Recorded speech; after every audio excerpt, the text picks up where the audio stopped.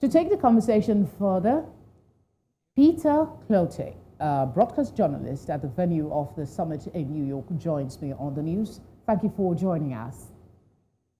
Hi, thank you very much for having me.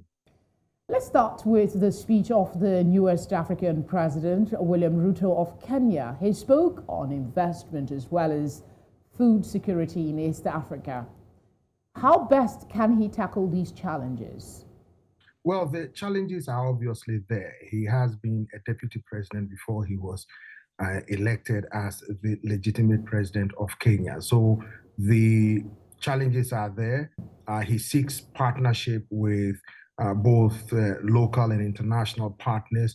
On the sidelines of the UN General Assembly, he met some businessmen who might be interested in investing in Kenya. So his job is cut out for him. He promised Kenyans that he is going to deliver.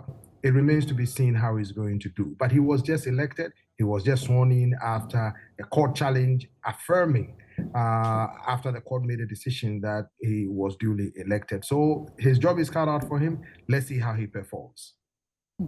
It's really looking like a hard one.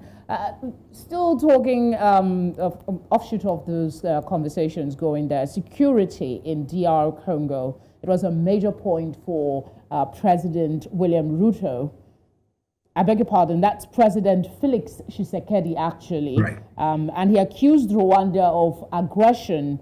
Kagame, on the other hand, believes the root cause of destabilization in DR Congo should be addressed. How should the two leaders address this teething problem? You know, a lot of African leaders that I have spoken with have called on the two leaders to have a dialogue to resolve their sharp differences.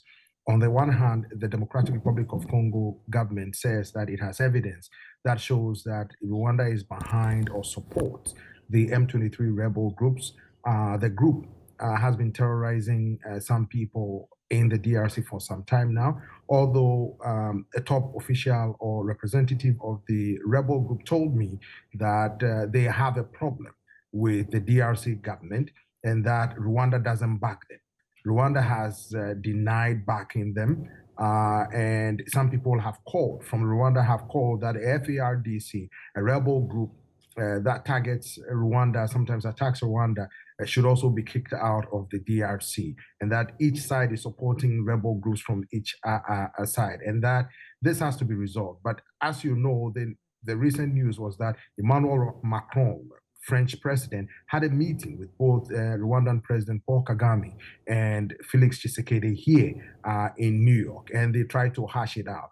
A lot of African leaders are calling on the two to try to resolve their differences and try to hash it out. I spoke with President Yoweri Museveni not long ago. He was also of the opinion that this should be hashed out. Don't forget the UPDF, the Ugandan National Army, is currently in a joint partnership with the FARDC to try to flush out some rebels in part of the DRC. So that is the partnership the DRC government said it seeks. But the tension in between the government in Kinshasa and the government in Kigali is palpable. And the earlier they resolve it, the better, according to experts here in the US and in the region.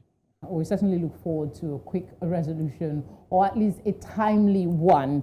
Let's talk about Nigeria's president, Muhammadu Buhari. This happens to be his last appearance as president at the UN General Assembly. He talked about how the country has been able to help other democracies grow across Africa. What would be your assessment of his presidency as he comes to the end of his time? That's a really difficult question to ask. I mean, I've covered Nigeria since 2005 and before that. But I was at an event today where the president is calling on its international partners to invest in Nigeria, and that his government will leave a legacy of free, fair, transparent, and effective elections. I also spoke with your finance minister, who is of the view that the Nigerian economic outlook looks great, and that they are prepared to ensure free, fair, transparent, and credible elections, and that President President Muhammad Buhari will hand over to the legitimately elected president next year after the February general election. He's also of the view that African leaders who amend their respective constitution to stay in power for a long time is retrogressive and does not bode well.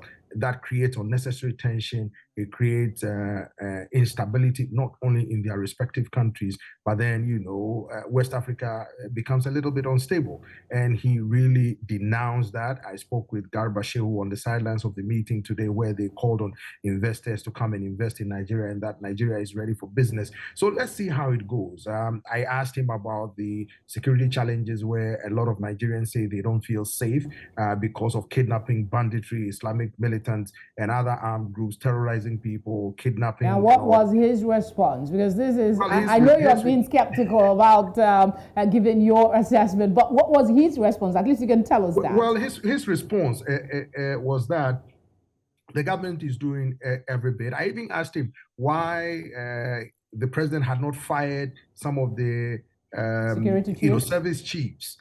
Who a lot of Nigerians that I have spoken with said have not carried out the president's constitutional mandate, which is to protect life and property. And he's of the view that, how many people can the president fire? And that there's a renewed strategy to try to maintain the peace, and that the Boko Haram and other armed groups are on the run at the moment. So he feels that the government admits that there are challenges, but they are up to the task to try to resolve them. Let's see how it goes. Well, let's see what can happen in the few months that's left of President Buhari's administration. Before we let you go, though, a lot of African leaders spoke there. What was the general atmosphere like, if you were to speak on that after the leaders spoke?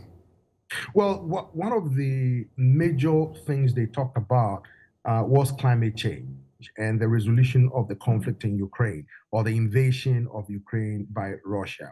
They expect a quick resolution to that, because even the UN Secretary General Antonio Guterres spoke about the world being in peril because the conflict that is ongoing has affected almost all countries around the world. Even you have soaring inflation, and because of the pandemic that a lot of African countries are trying to build back after their economies were battered by the COVID-19 pandemic, 2 years of it, the Ukrainian issue or the invasion of Ukraine is not helping matters. And you have soaring inflation, debt skyrocketing, fuel prices going up, everything going up, and people feeling unease. So they believe that the Western nations who contribute largely, they say, to the carbon emission, thereby triggering this climate change, affecting disproportionately Africans, they should put some money to help Africans to combat it, to cushion the effect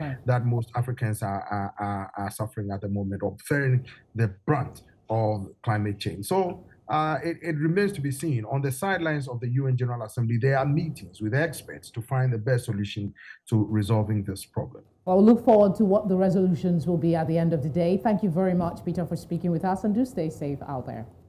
Thank you.